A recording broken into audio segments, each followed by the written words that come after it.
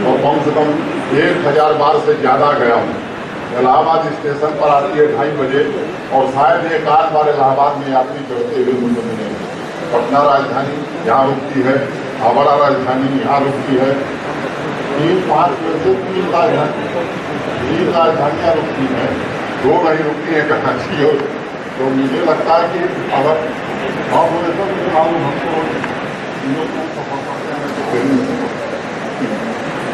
मुझे लगता है कि इलाहाबाद की जरूरत के हिसाब से स्टॉपेज में कोई दिक्कत नहीं है। इलाहाबाद बड़ा स्टेशन है, इलाहाबाद प्रमुख स्टेशन है, अगर जरूरत मौजूद होगी उस पर विचार किया जा सकता है। लेकिन सामान्य तौर पर स्टॉपेज ये रेलवे की गति को प्रभावित करता है। कि आप तो खुद ही समझदार और बड़ी सांसद हैं, रेलवे की गति को प्रभावित करता है। और ये जो हमसफर गाड़ी है, मैं कह सकता हूँ कि किराया कम है, लेकिन मोटे तौर पर राजधानी से थोड़ी ही कम स्पीड पे चलने वाली। इधर से लगभग 78 किलोमीटर प्रति घंटे के रफ्तार से और एवरेज स्पीड से जाएगी और उधर से 88 किलोमीटर प्रति घंटे की एवरेज स्पीड से आएगी। तो शायद राजधानी के अलावा और कोई गाड़ी इतनी स्पीड से इस रेल खंड पर नहीं चलती है।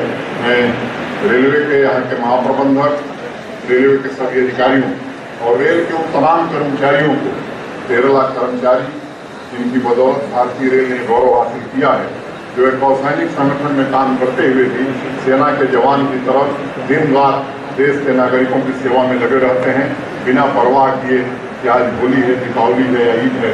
देश के लोगों की सेवा में मैं समझता हूँ कि भारतीय रेल तत्पर रहती है। पिछले 4 वर्षों में इस देश में बड़ा बदलाव हुआ है, खासतौर से भारतीय रेल के क्षेत्र में। देश के सम्माननीय प्रधानमंत्री श्रीमान या दुनिया के किसी कोने से आएंगे तो इस बार महसूस करेंगे कि भारतीय रेल ने जो इंतजाम किया था, ऐसा इंतजाम कभी इलाहाबाद में देखने को नहीं मिला है। इस तरह की तैयारी भारतीय रेल ने की है। मैं आभारी हूँ उत्तर प्रदेश सरकार का भी। उत्तर प्रदेश सरकार ने भी बहुत ही अच्छा समन्वय भारतीय रेल के साथ बनाया है और जो काम है वो मिलजुल करके, जहाँ जरूरत है उत्तर प्रदेश सरकार हमारी मदद कर रही है। जहाँ हमको जगह की कमी है, भारतीय रेल के पास जगह उपलब्ध है, हम उत्तर प्रदेश सरकार को जगह उपलब्ध करा रहे हैं कुंभ मेले के लिए।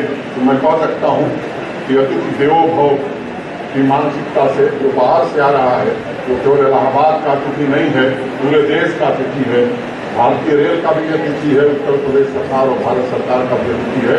तो उसके लिए जो बेहतरीन इंतजाम किया जा सकता है वो इंतजाम भारतीय रेल की ओर से, उत्तर प्रदेश की सरकार की ओर से होगा।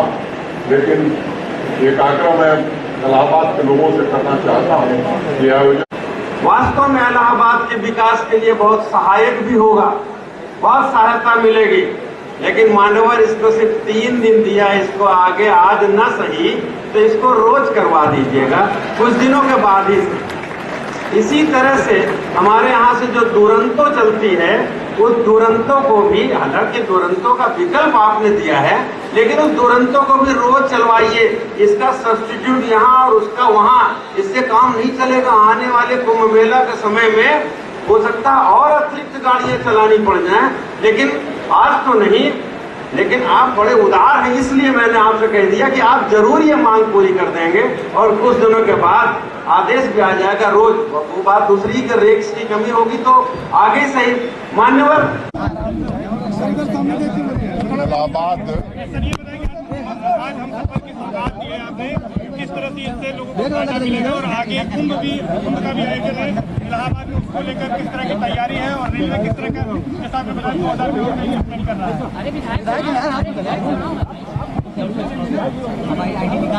इलाहाबाद के लोगों की लंबे समय से एक मांग रही है कि दुरंतो सप्ताह में 3 दिन ही चलती है। इसलिए एक और गाड़ी चलाई जाए।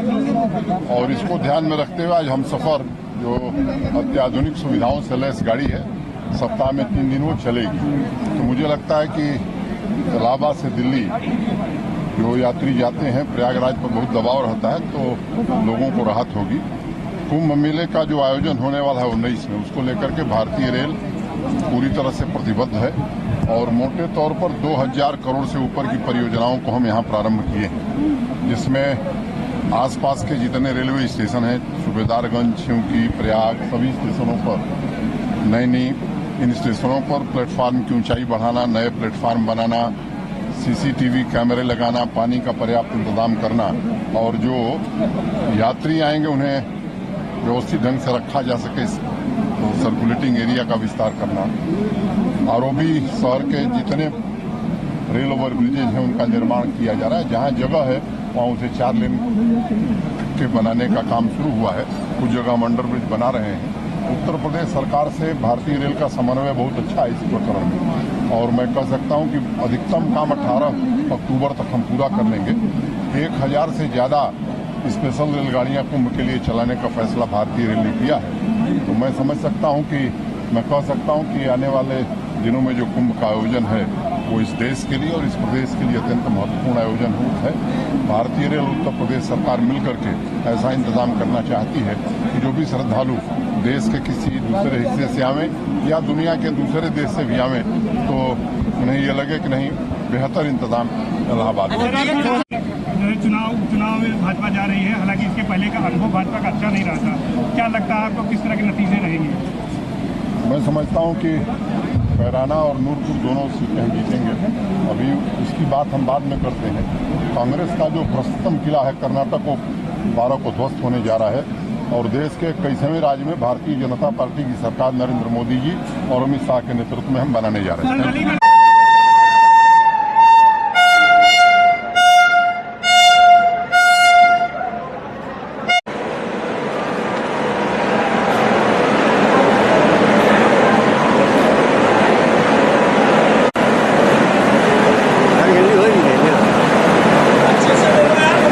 उसके बाहर होंगे तब तो कटेगा। ये एलसीडी क्या करेगी? एलसीडी ये माइक लगा है ऊपर। ये बताइए, अनाउंसिंग बताएगी कि ये आपकी गाड़ी इस जगह इस रूट पे पहुंचने वाली है, इस स्टेशन पे पहुंचने वाली है। जैसे मेट्रो का हिसाब है उसी हिसाब से उसी का हिसाब है ये, ठीक है। जैसे मेट्रो में बताती है, हर स्टेशन पे बताती है जाके कि जैसे कि आपकी गाड़ी इस जगह स्टेशन पे पहुंचने वाली है, बस।